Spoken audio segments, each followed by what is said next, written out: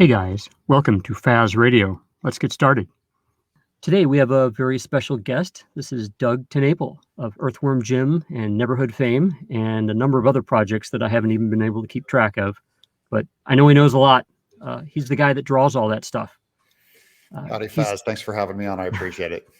I'm curious to know how you got into NFTs, because it's sounding like we talked a little bit before this show. It sounds like you just discovered it, or Yeah. How did that happen? I've been watching the area for a while. It's really weird because I got into NFTs because I started exploring Ethereum as an investment, and I never thought about tying my art to it at all, right? And I also have been listening to Gary V for like at least a year on the podcast. And so I don't catch them all, but man, when you started going NFTs, I go, he is pushing this thing hard. And I just started going, his instincts on mass media are very wise. And that's kind of what my business is mass media, be it in comic books or video games or even this podcast or YouTubing or whatever. So I never thought of doing the crowd and I do crowdfunding, right, on Indiegogo and Kickstarter. And suddenly I'm going, there's kind of a perfect storm here on this NFT thing. It always made, from the day one of just looking into it. And I go, I think I'll try putting something up on, I think it was on Rarible was what I first tried. So I have this crypto buddy, right? Every crypto guy is like a total knob on cryptocurrency. And they're fanatics, and I'm always making fun of them, going, crypto, it's a fad, it's a joke. So no, it's real. You can shout it from the rooftops and people won't listen, man. Then eventually they get into it and they start getting really serious with you. Like, yeah, once you're in it, it makes absolute perfect sense. And then this buddy of mine, he's old, Mike Miller. Okay, he's a comic book church buddy, and he's really into crypto. And so I started asking about the NFT thing. I go, where do I put this piece of artwork if I'm just going to do one and done just to try it? So yeah, try it on Rarible. So I put one on Rarible and it sold like that day. And I went, whoa, that was quick. And I never asked that much, I think the gas fees then, it was like 4 months ago or something. Back when gas was cheap. And then he said, there's this I go, I want to do fine art, and he goes, there's this real exclusive kind of fine art one called Foundation. You have to get an invite. So I started working social media to talk to a couple of guys who I kind of liked their work, or they were young up and comers and they had accounts. And I asked what it would take. They said, buy my art and I'll give you an invite. So I bought a piece of art, just figured it was fair, which you're not supposed to do. And then I got the invite and I started putting stuff up on Foundation. And again, watching the rising gas fees. And then I started seeing the OpenSea stuff show up. So this is after I'd sold a couple pieces on Foundation. And I started seeing the OpenSea stuff. I go, how are these guys doing 10,000 pieces of art and paying the gas fee? My friend said, oh, no, you only pay it once to pump the account. And then the buyers buy it unless they give you a wrapped Ethereum. And I go, what? Like 10,000 pieces? Because remember, I come from animation where for me to draw 10,000 drawings is nothing. I've drawn Earthworm Jim like hundreds of thousands of times. And so then I started looking into that. And I've been studying it probably for about a month. And so then I spent the last week figuring out I'm really bad because I'm a Luddite. I'm really bad with new software and new ways of doing things, I'm really lost on any new platform. So even OpenSea, I'm doing kind of all this research, like looking at an NFT, pretending to buy it, and then recalling it, like not buying it at the last minute just to see what the experience is like. And then I'm kind of reverse engineering. And the whole time my mind is going on what the art is going to be, which I always knew it was going to be my Neverhood art, like just crazy clay characters. And each one is a different being that kind of represents, some kind of how all our souls and all of our signatures are unique. And so I started doing some Photoshop art and just playing around with sketching and going, I need to get that template down, because I started looking at the Ape Club one. Yeah, the Bored Apes. So I looked at the Bored Ape Yacht Club and started getting some ideas from that. And just looking at I just always look at the front page and just go through all of the art, which is the same thing I did on Foundation. I really loved what I was seeing. I go, wow, this is really weird. It reminded me so much of the 80s kind of photocopier based punk rock scene, which is where Banksy came from.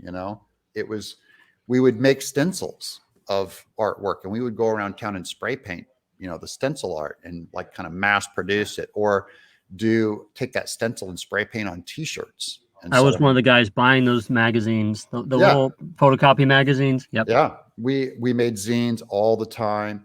And that's what it really reminded me of. So to me, what's neat about it is, and I'm really into this on the internet, is the idea that anyone can take a crack at it. So that means it's bad because anyone can take a crack at it sometimes, but everyone, it's a meritocracy, kind of, other than the social media aspect of it. You have a shot at putting something up there, and you might just make it. Because I hadn't heard of the Bored Ape Yacht Club guy before, and I looked at it, I go, he can draw, and he can put together the layers to make an appealing image, and whatever that program is doing that's generating those things is putting together really cool things that people want. And it reminded me a lot of mass media, right? That is action figures where they're mass producing things. And what if the artist could have given you something unique on each one? Would he have? Of course he would have. And so the small bit of something unique to make it unlike every other piece made a lot of sense to me. And I just fell in and just started doing it. So then this is 5 days ago, I set up the OpenSea account. There's all kinds of things about it that just don't make sense to me. Like I can't even find my way around my own wallet, my MetaMask and everything. I'm just like lost. So I have to call my friend Mike Miller and say, hey, crypto guru, tell me what's happening. What does this mean? And he'll explain to me what's happening. And then once I can get the technical side figured out, the rest of it, on OpenSea, it just kind of starts running itself. Like once I learn a very Luddite system of just click this button, just do this, upload this, connect that, and then it goes, I can memorize that process. And then I can put out more original art than anybody. I'm one of the fastest artists. Even back when I was in animation, I always had the highest frame count of the whole crew. That's valued in this space. Yeah, I'm not the best. I'm the fastest. So driving the cost down on the work is okay, so long as you can do it fast and sell more. That's mass media. It's why you pay, you used to pay $5 for a Ninja Turtle, but $12 for a Spawn toy. One took a lot more to make it. So I started pricing my NFTs accordingly. Like if it took a lot of time, I'd charge a little more. And if it took less time, or if I did like 10 at a time of kind of a set that were kind of similar, but I just changed the background and put a mustache on them or whatever. I mean, it's not literally that simple, but you get the idea. Then I would charge a lot less. And I go, because I know there's a crowd aspect to this thing of you want a lot of people involved, and they're not going to come in if you're trying to just rake them over the coals with trying to make. And I never believe in trying to monetize and trying to make money off a project while you're in grow mode. Grow mode means you may have to grind for a year and a half before it's profitable. That's true of every video game company, animation venture, my comic book business. All of it had that similar model. So I don't need to be profitable on this for a while. And within the first couple of days, I'd sold a ton of NFTs. Like, I think I'm up about $6,000 in 4 or 5 days. And so I went, that's that's like more money than I've sold of my fine art in 30 years. You know, I do oil paintings. I'm really good, like landscapes, sometimes Neverhood art. I might even do an oil painting of Earthworm Jim. And there just isn't a lot of interest in oil paints of pop media characters, nor am I known for my landscapes, you know, oceanscapes and stuff like that. And I'm just excited because as I perform more on OpenSea, it starts opening doors. The little fine art side of me just gets turned on. And for those of you who don't know, I was a fine art major in college. So I went to a liberal arts school. This is 84 to 88, and I studied fine art. So I studied all of the history of art, including, you know, kind of the big art that was going on in the 80s, which was Basquiat, and Warhol was still big, but Kostabi, who just like signed it, these were like art frauds. Kenny Scharf, who did the cover of, you know, the B-52's album. There was a Reverend guy that did the cover of the Talking Heads, Little Creatures. You know, it was kind of like basic pop art, and that's what I mean by Banksy. It was lower skilled, but it was about kind of concept and raw ideas. And the 80s always represent really good black and white content, which I think was probably inspired by the photocopier being around so prevalent. There's a lot of photocopy art, including in music videos and stuff. It all played into it. And all my friends were in bands, so I would do their t-shirts and their band posters that we'd plaster all over San Diego. So I really was well versed in the fine art community. And I've always read art in America. I've had a lot of negative things to say about where fine art is going because I tend to study the true, the good, and the beautiful. I'm just trying to make art that makes people smile. And there's a lot of snobs in the fine art community that say you can't just make sentimental art that makes people smile. So I automatically know I have to do only that because they said I can't. And then the combination of that just kind of came into this art. To me, it's like an art gallery or an art showing. And I see it as kind of a blend of what is already existing on OpenSea. And then I go, but what is my contribution going to be? Well, I really want to draw a lot more on my mass-produced art. So even if I have a template that I'm, you know, copying very loosely across, say, 10 NFTs, I always make sure that I touch that every panel with some piece of art, some new piece of information. And then the template just keeps me from having to draw the same shadows that are the same across all of them. I don't have to do that stuff. That's established. And now I can just focus on what am I going to do to this piece? I'm going to put goggles on him, or I'm going to put horns on him, or I'm going to do whatever, split his head in half and flay it open like a banana. And you guys have all responded. And I'm just starting though. It's really tiny. It's really intimate. And I always love my the kind of the fine art gallery experience. I did tons of art shows around the world. I've shown in Japan, I've shown in France, all over San Diego and LA, and I just love it. Well, there's definitely room for this in NFTs. The NFT world is huge, and it's hard to explain what you can do with NFTs, and art is just a small part of it. Right. You can make contracts, actual, you know, contracts to sell things in NFTs because Right. you have a signature. You know, we're doing everything online now. We're signing contracts online. We're signing, you know, you name it that we're doing online. You can do it with an NFT. You don't need a title company actually for selling a house, because what does a title company do? They establish that you're a good person, that the house is what the house is supposed to be, and you know, and they establish provenance. Yeah, that. So that's also a big part of my background is in provenance. My art history teacher, who's like my main guru, was a art appraiser, and a lot of things that he did was checking on the provenance and flush out fakes, art fraud. So I'm very close to the idea of art fraud, and it's why it got me so angry when people started impugning the character of NFT art. I go, if you study the history of art, you'll see this is 100% the next step and the future, and not just of collectible things, but like you said, house contracts, stuff like that. Everyone's going to get on board when there's an NFT registry of everything digital that you do. Mm-hmm. It's just all too new, and I mean, you got to give them a break. They don't It's hard enough for people to understand art. Like, why would you pay $1,000 for a canvas and then say, okay, let's take away the canvas and the paint? Why would you pay $1,000 for this? Right. And it's like, what are you paying the $1,000 for? You can always make a print of this. You can do more with this. Your house could burn down, and you still have the NFT. Right. And so in fine art, they paid $250,000 for a can of shit, of canned human excrement, to which you did a number of them, a series of them. And they're still selling today for huge. I'm not saying it's right or wrong. I'm only saying it's not in question to me that this is viable.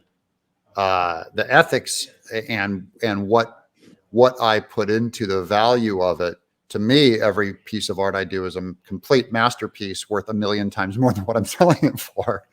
But that doesn't mean that's what an audience member thinks. And anytime you have a transaction like that, there has to be some kind of a dance or a deal, or, you may have to help educate them on what this piece means to me and what it could mean to you. Yeah, definitely. And that's before you even bring in the monetary value of the kind of trading that's going on. That's a whole other culture on top of NFT and on OpenSea that is really secondarily to me, but it's definitely part of the equation, because it does start to influence the art, because you have to embrace the medium to do art for a medium. So I'm not going to sit here and do, oil paintings that take me 20 years. I'm going to do Photoshop pieces, and some of them are designed to build audience. So the price is low. So the time going into them is smallish. And it's about blasting it out and getting it in as many hands as possible. And sometimes even a guy would send me a wrapped ETH, and I had to pay the gas fee, and I was going to lose money. And I go, he told me how important this piece was to him, and I really want to get it to him. Sorry, I was eating. What was I? You're eating on your own radio show. Hey, this is not the normal time. Yeah, we're human beings. You're allowed to eat. So I'll ask the next most important one I think I have, which is, and you won't tell me the answer, but you can beat around the bush. You mentioned a puzzle aspect of your Neverhood Eternal Clay NFTs. Yeah. And I've got a little bit more to this question. NFTs have a lot of possibilities of being used besides art. For example, they can be used as part of a game. For example, if you hold a specific sword NFT and your crypto wallet's connected to the game, then you can have that sword in a game. I'm curious because I've seen you mention on Facebook something about, a possible new Neverhood game. But then I see this puzzle aspect, and I'm wondering what's going on with what's your line of thinking with that? Yeah, it is definitely not the traditional thinking that you're thinking of, because a game can't even be considered till way down the line. If the whole series blows up, yeah, I could freely fund a game myself. That's the total upside, but I have to obviously pay a lot of bills and gas fees until then. But it would be very easy to make a game within the NFTs themselves. And I am a game designer, and that's all I'll say. And so as far as games go with crypto, all you really need to do is put together a smart contract, because when you make a sale on OpenSea, for example, you're not actually just sending it directly to the other person. You're calling OpenSea's smart contract, and that smart contract is facilitating the transaction. Somebody can actually write that for you, and you can make the game literally. There's a NFT that just came out called One Day Punks, where you're only allowed to have one in your wallet. If you try to purchase another one, you can't. It won't let you. It's like you've already got one in your wallet. Yeah, I love that. So there's rules that you can apply to these wallets. You can play a real, actual game with people when they try to buy stuff. If you have one and two, true. Then you could you could be sent another NFT, or there's ways to combine that I can't even think about. Yeah, there is the game needs to exist because I think there is one to be played. It's not going to be Call of Duty, but it's going to be what we think about when we think of NFTs. It needs to exist in that medium and exploit that medium Mhm. for all of the puzzle-based fun that just makes the collection funner. It's a ways out, but it's there So because it wouldn't be truly Neverhood without it. I'm glad to hear that. So switching subjects, gas prices are way too damn high. Yeah. Have you considered having your NFTs on Polygon or another chain? I know that Wax actually has a number of collections going. They seem to have a community going. I'm brand loyal. So all of the NFTs for Neverhood Eternal Clay will always be on OpenSea until they kick me off the platform. So if I'm totally okay with Polygon. I'm not that kind of brand loyal, I'm totally okay with Polygon, but I would never do Neverhood Eternal Clay NFTs over there. I have other NFT ideas to do where I would look at the platform and experience it and see what the strengths and weaknesses are, what the audience is like, and I would create new art for that. Yeah, what's nice about Polygon is for my Discord, I've created some NFTs that I've been sending to people with a certain role on the Discord, and I I sent out like 50 today to different Sure. people. And of course, because there's no gas in Polygon, I can do that, but I could not do that with Ethereum. So Sure. there's some options with Polygon that would be helpful. Yeah, and I don't have a problem with it as a coin. I just don't. I right now I have to stay focused on the Neverhood and then Polygon, and I bought some other one. What's the unicorn rainbow one? There's a unicorn one or something. Yeah, Uniswap. yeah. I bought a bunch of Uniswap just because it was cheap and funny to me. And I have no idea. I can't even look at my Coinbase to find where it is, but it's in there somewhere. And to me, the idea of uh, experimenting at the which coin do you use level would be neat. I'm only saying that right now I can barely figure this out. And so I'd rather try to become more competent at this. Like even if I just got 20% more competent at this, I think I could really explode new ideas and obviously exploit the game and stuff like that. And I'm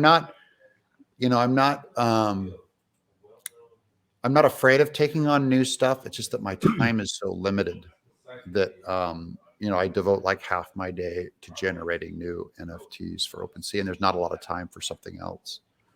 But I'd love to explore other coins, other platforms. I'm really attracted to I like Rarible a lot too, and of course, I still have pieces over on Foundation that I'd love to exploit more because to me, that's more like the fine art snobby stuff, and I'd like to do a little more higher end snobby stuff over there too. I literally couldn't afford the gas fees on Foundation. Yeah, there's a lot of things. Well, let me get into telling you some things that you Sure, might find helpful. sure, Um, wow, so there is a crypto for everything. You sure. name it, there's a crypto for it. There's Uniswap is a good example of you can have decentralized finance, but now they're having decentralized finance with NFTs. You could do staking with NFTs. You can fractionalize NFTs. You could make a fine art drawing that sells for 100 Ethereum, and then people would buy pieces of it. So there's cryptos that support that. It's not like you can just there's a lot of stuff going on behind the scenes. It's not like you can just say, well, I'm just going to use this. They'll say, well, you need this other crypto to use for gas, or you need it to make this transaction happen. Um, but they have cryptos for betting. They have cryptos for I can't even tell you. There's just cryptos for a million different things, and once you get in, once you see how big it is, I'm just surprised that once you get in, you get surprised that people just ignore crypto. People Sure. are still thinking that crypto is a scam. I try to talk to my friends about it, and they're just like, that's too strange. I've got my money. Why would I want to just blow it on some speculative thing? Yeah. And this is like the internet was in 1993. Yeah. You know, but we're doing this with finance. All through history, we've always had gold and paper money or money that kind of defied expectation, defied quantification, because we'd requantify it, we'd bring value out of nowhere, and for the first time, we have something that you can quantify it exactly. You can keep your value in it. People can't inflate the heck out of it. Well, certain coins you can, but you can't inflate the heck out of Bitcoin. It's just there's a finite amount. It will be worth a certain amount of money. Then we're finding with crypto that you can add so much more value to money than you normally could. I'd like to have money that I could spend only on Tuesdays or only at this place. Well, before that was a coupon by a store. Yeah. But then somebody had to manage it, and you don't always trust that, they'll change how they do things, or they'll end the contest or whatever, and then you'll be left with a whole lot of crap. Well, with crypto, you buy it, you can read the smart contract yourself, you can see how it works, and you're like, okay, this money can only be spent on Tuesdays when it's raining, and that's its value. That's its purpose. Yeah. Okay. I'm just scared of the government minting its own currency is all. So that's all I care about. So, okay. And I totally see where you're coming from, because the government will try to control it. Yep. The problem with crypto and the government is, if one government locks down crypto, it just moves to the other ones. The only way to really lock down crypto is if all the governments together agreed upon the same thing and all equally enforced it of their citizens. And that's not going to happen. Which they came close to on the euro. They tried. There's no one world currency. I mean, with the euro, there was a number of countries that did it, and they failed. And my own personal belief is you cannot get everybody in the world to agree on the same thing. Crypto removes that third party. There's no government in the middle, and you choose your poison. You're like, I know how each crypto is managed differently too. Oh, this one is managed like this. This one has a consortium. This one has a group of people. This one's not managed by anyone. So you can choose how you move value from one thing to another. Sure. And I like the idea of the ability to use something, its use. So it helps define the dollar amount. What's Polygon at? Like $1.60, or I think it was $1.66 when I last checked. I think I even own some. Again, I can't figure out my Coinbase wallet. Crypto is going up in value, actually, because the U.S. has printed up so much money that Bitcoin is going up in relation to the dollar, because the dollar is sinking, not because Bitcoin's going up. And so the rich people are putting their money in the crypto to save it from the dollar. Then dollar tanks. And then, of course, that's when they buy more dollars. They go back and forth. Yeah. I'm totally sold on it, but I'm still coming at it as just, I'm an artist that gets to screw around, and I'm way less crypto-y than some, like really. And so I'm getting into crypto because now I've got a bunch of Ethereum dumped on me, and I think it's awesome, So what's nice about crypto is you can transfer value from one form into another without an intermediary. So your art has value, and that value can be captured and just transferred into another form. Yeah. But the thing I like about the art is, because crypto always seems like a math equation or a manager of the coin, and I get to put a face on mine. There's a artistic, very human social media side to it that has a slide scale value all to itself, and high volatility, right? So the fine art world always made sense to me. And then when I saw NFTs embrace it, I just go, oh yeah, it makes perfect sense. I totally get why all fine art's going to flip to NFT. There are people that spend months and months making a single NFT even. I mean, some of those NFTs are just hopelessly complicated. I can't even I can't even grok it all when I'm looking at a picture. There's so much going on. Yeah. Yeah, I love the idea of, I have some of mine are videos, and I've even thought of doing text and poetry and stuff like that. I just think it'd be a blast. It's going to get there. It's just the other members of the market that are reluctant. I don't judge them, because people come to me and they try and convince me that it's wrong, and I go, all you're saying is this isn't for you. So fine, it's not for you, but you're not going to convince me that it's wrong. And I'm not going to try and convince you that it's right, because I've tried convincing just so many people, and they're just not on board. And I go, okay, I get it. You don't have to get in on this. I'm not making you buy this. Just maybe you just enjoy the image. I had people complaining that I was posting my NFT art on the Neverhood page. I'm all, no, this is like the only form of Neverhood that you've seen in 10, 15 years. And that's all you guys tell me is you want content. And look, here's the content. I'm posting an image on Facebook, so be quiet. I'm giving you what you want. You don't have to buy it. You don't have to pay for it. The thing that gets me about those people who actually talk down crypto and talk down NFTs is they don't have an alternative. It's like, what? So you're going to go buy that baseball card with the signature on it, and how's that any different? It's totally the same. You just lost it. It just caught on fire. Now you don't have a baseball card. Sucks to be you. Yeah, Superman #1, as if it's got all that money. It's worth however many hundreds of tens of millions of dollars. It's on paper that's just turned to powder, and the story's awful, and the art's not that great, and yet it's the most expensive comic book in the world. Why? Because in a way, all value we ascribe to anything is abstract. All of it is relative and abstract. Even gold. If you have a bar of gold and your kid is dying of cancer, would you not hand over that bar of gold to cure them?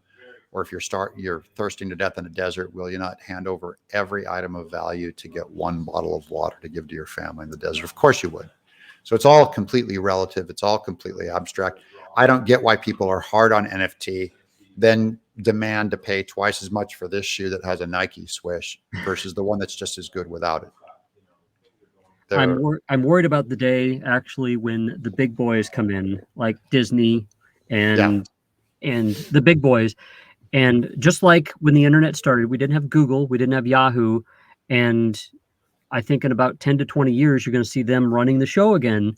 Yeah. And you're only going to get NFTs with their stamp on it, with somebody's stamp on it. If it's not an OpenSea, and then we're going to be right back to where we were before.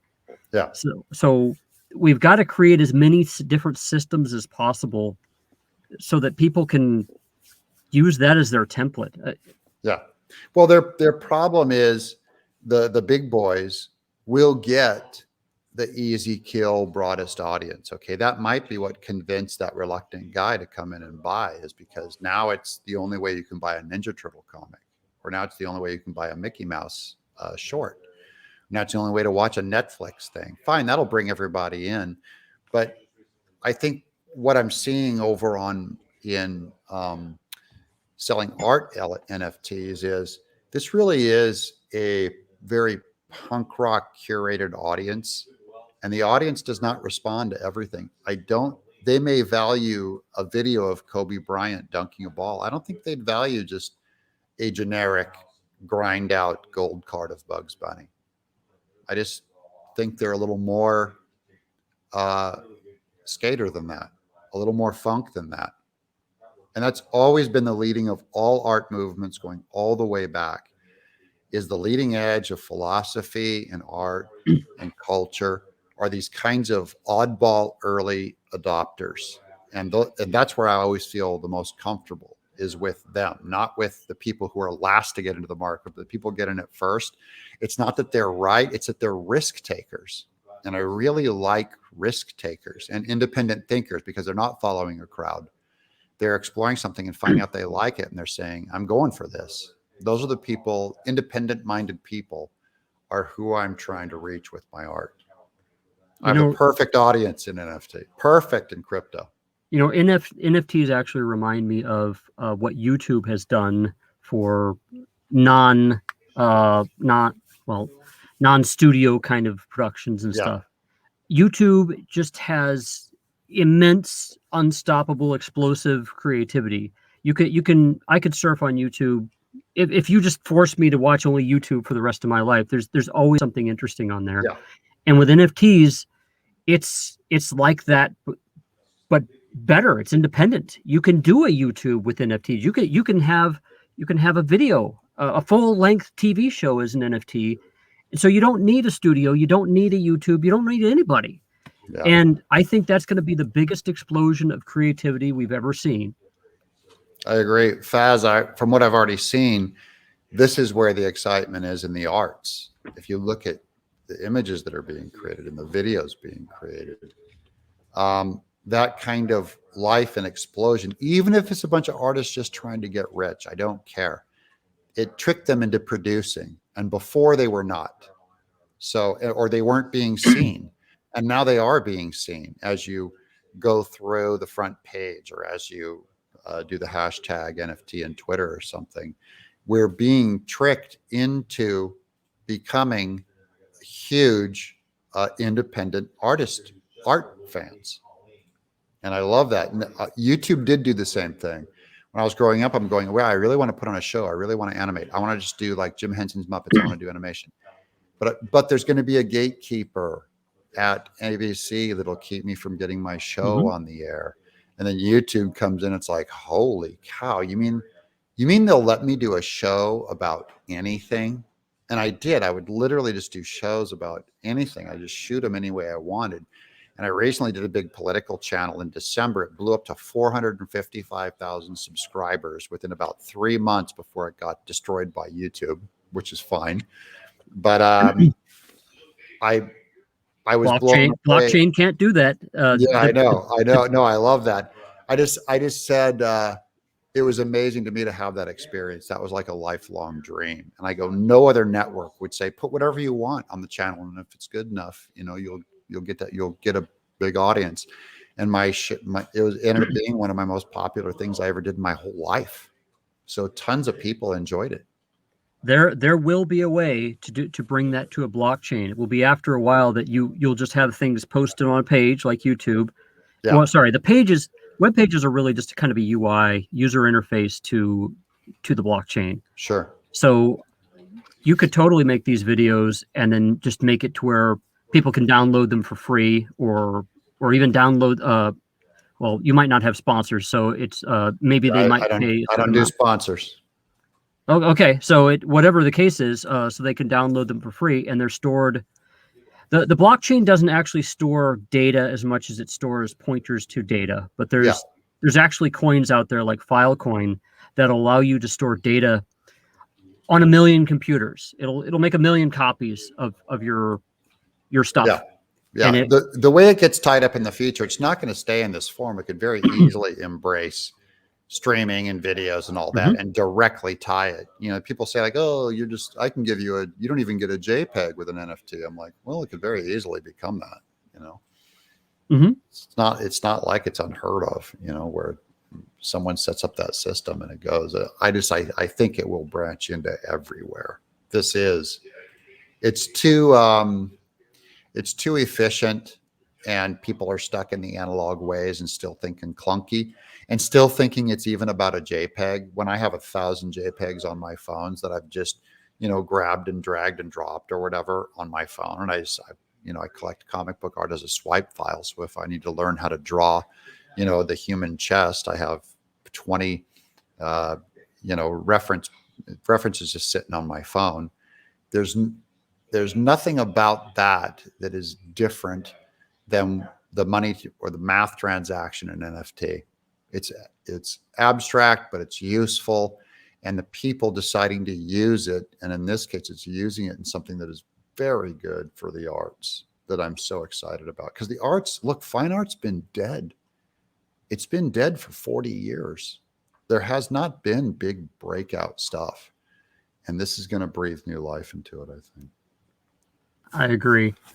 This is everything I got. All right. I'm thank you for giving me a lot more time than you initially promised. Thank you very much, Doug. I really appreciate this. Anytime, anywhere. See you, brother. Okay, bye.